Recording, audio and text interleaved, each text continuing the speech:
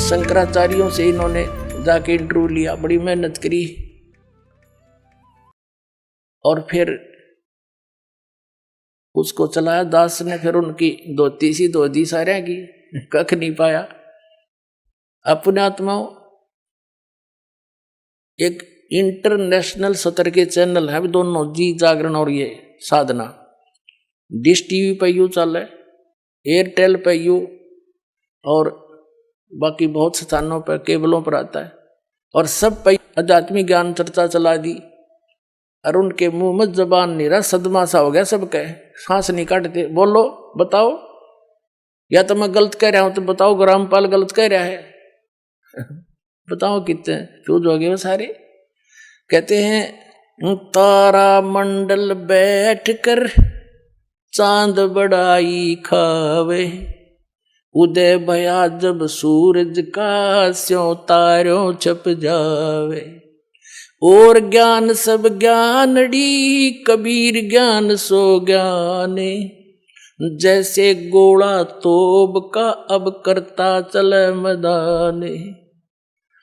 अब ये सब मैदान छोड़कर भाग गए जितने संत हैं, बोलते क्यों ना, जवाब दो।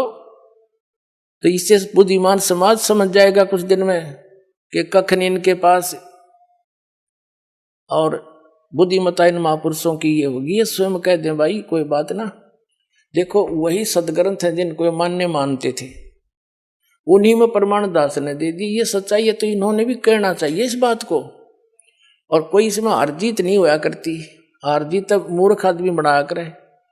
हम परमात्मा के बच्चे हैं, सारे कष्ट पा रहे यहाँ पर, और इनका बहुत बड़ा उपकार हो जाएगा जब अपने मुंह से जल्दी कह देंगे ना, तो सब समझ जाएंगे वे सचमुच सच्ची कहे हो। क्योंकि कुछ एक संतों ने तो ये कह दिया है कि रामपाल की पुस्तक नहीं पढ़ना, रामपाल का सत्संग नहीं देखना। तो क्या वो मित्र है उनके? वो तो दुश्मन है। सबका सुनो सत्संग और कंपेयर करो, सबके साथ तुलना करो, तो संत नहीं है। जैसे ईसा मसीह जी ने कहा था कि ये तुम्हारे जो गुरु हैं ये तुम्हें बहुत अच्छे लगते हैं, बड़े शरीफ दिखाई देते हैं, पर ये तुम्हारे दुश्मन हैं। ये भेड़ नहीं, ये भेड़िए हैं। तुम इनको भेड़ समझते हो, ये भेड़िए हैं, तुम्हारे जीवन का नाश कर रहे हैं। हरी नहीं बात उसको क्रश करवा दिया था।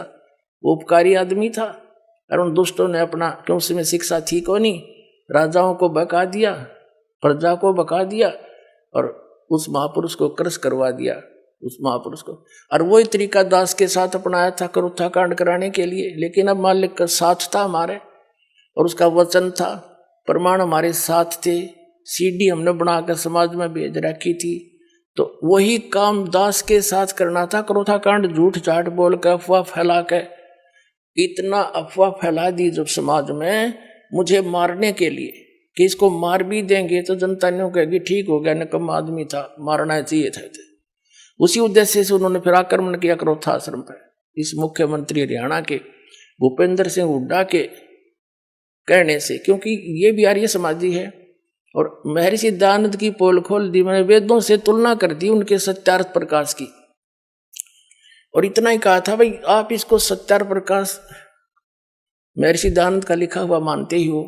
और ये महर्षि दयानंद कहता है कि वेद सत्य है, वेदों में जो लिखा है वो मुझे मान्य है, और इसके अतिरिक्त मैं किसी की बात को स्वीकार नहीं करता।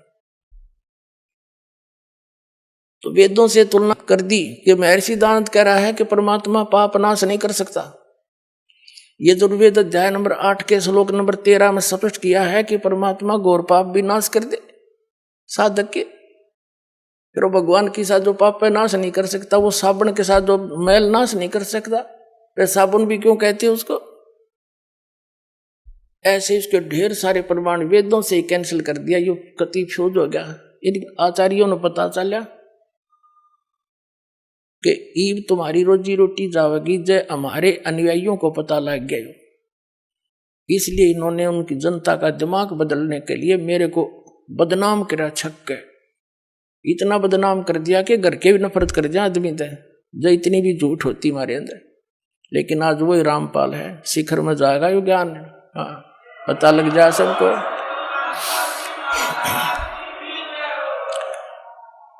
तो ये अब ये सफल नहीं हो सके। एक तो साथ कबीर समर्थ शक्ति हमारे है और हम कति सारी साची और प्रमाणित बता रहे हैं, जिस कारण से ये ईब सांस गोट के बैठ के बिरानी क्वित पहुंच गए, आसपास भी नहीं है।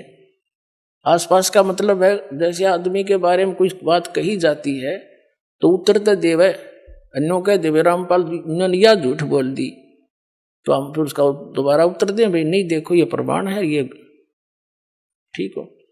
इनके साथ तवा बन गई। एक व्यक्ति बता रहा था, नो बोला हमारे गांव में एक भैंसा घनांडी पाक रहा था और उसने गांव में कोई दूसरा भैंसा छोड़ा नहीं, उसको मार कूट कर सीमा से बाहर छोड़ के आया करता।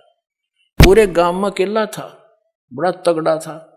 एक बार क्या हुआ कि ये हाथी लेकर आते हैं ना मांगने वाले, एक हाथी लेकर आ गए गांव में और हमारे गांव में जोड़ खोद रखा था तालाब, उसमें बहुत गहरे गहरे गड्ढे बना देते थे गांव वाले मिलकर कि वर्षा होएगी पानी ज्यादा स्टोर हो जाएगा। और वो भरा हुआ था, कुछ नहर से भरवा दिया था तो फुल था वो सरोवर। हाथी वाले आए, उन्होंने अपना सारा दिन गांव के नगर में कुछ मांगा मूंगी करी, हाथी दिखाकर वो दाने दूने कपड़े लेते और फिर वहां बैठ के तालाब के किनारे आप खाना खान लग गए और हाथी छोड़ दिया उस तालाब में। हाथी गहरा गहरा पानी था, उसमें खूब मस्ती मारा, उसके अंदर लौट रहा गर्मी में। हाथी का थोड़ा सा सिर दिखा है और सूंड थोड़ी सी दूर इतना दिखा है। वो जोटा आ गया भैंसा पानी पीने के लिए दोपहर में। अब उसने हाथी का थोड़ा सा सिर दिखा बाहर, जोटे ने सोचा दूसरा जोटा कैसे आ गया जो मेरी जो डायरेक्शन में। वो बता रहा था कि वो जोटा चला पानी में उस हाथी की तरफ, अब इसको मारूं टक्कर, अब इसको करूं ठीक। हाथी ने भी देख लिया कि वो आ गया तेरे निकट। हाथी उस बाहर निकला, उस खड्डे से एकदम बाहर खड़ा होगा और जोटा नो देखा और उसके मुंह पर मारा पानी, फुर सूंड में भर रखा था। उन्होंने बताया था कि वो जोटा वहां से दौड़ा था सपेट कसूती स्पीड थे